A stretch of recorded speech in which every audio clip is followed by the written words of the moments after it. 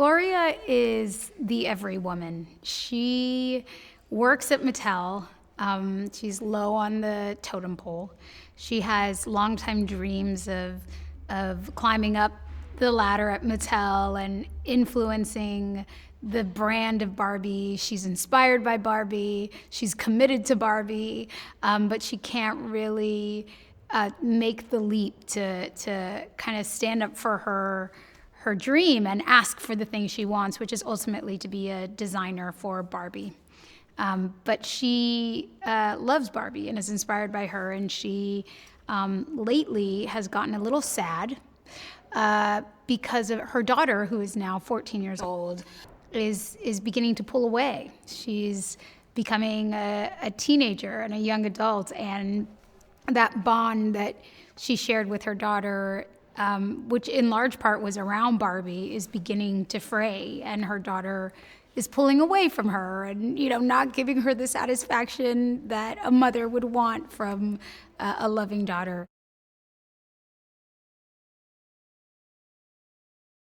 It's so fun to be in the Barbie Ken world. It's a very giddy and loud world when all the Barbies and all the Kens are together. I got to be in dance rehearsal with the Barbies.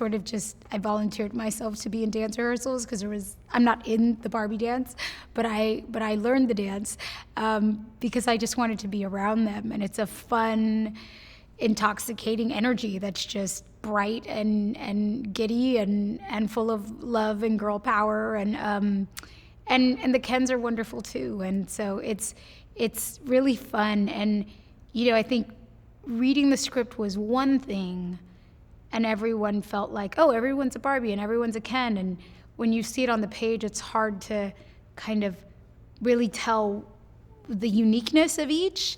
But what's so beautiful about what Greta's done with the cast is each of the main Barbies that we spend time with, it feels like such a whole and unique person and character, and you come to love every single one of them. I mean, to have, people like Issa Rae and Kate McKinnon and, coming in and taking something that is one thing on the page, but turning it into a whole beloved, character in and of itself it's amazing to watch, and it's so fun to witness.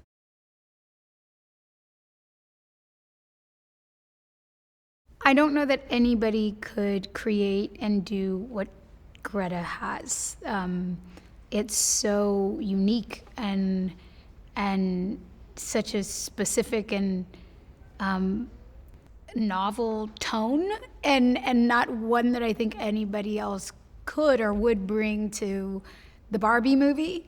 And it's a blessing. I think that the reason the talent that is involved with this film is because Greta's deep sense of humor and intelligence and warmth and heart is in everything. Everything from the script to the sets to the wardrobe to the props and to the process. It's been a really warm and fun process because that's who Greta is, and that was important to her, and it, it's a real gift. She is one of a kind, and it's such a singular vision which she's created. It's really exciting as an actress to get to work with a director like that.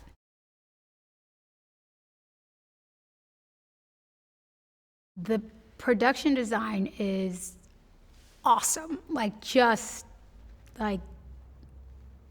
awe is how I feel on these sets.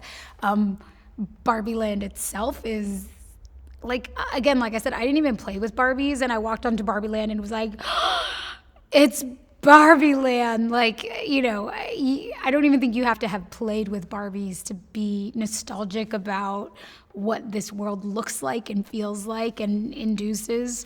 It's just eye candy, and it's so fun to look at, but it's also beautiful, like genuinely beautiful.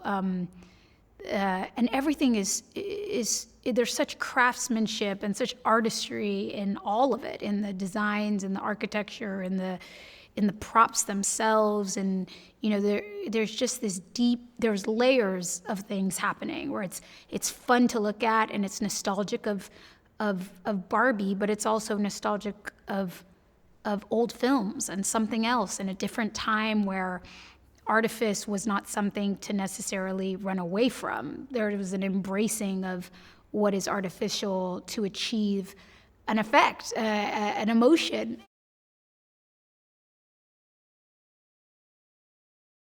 There's so much about this film that's nostalgic. It's a throwback to old films.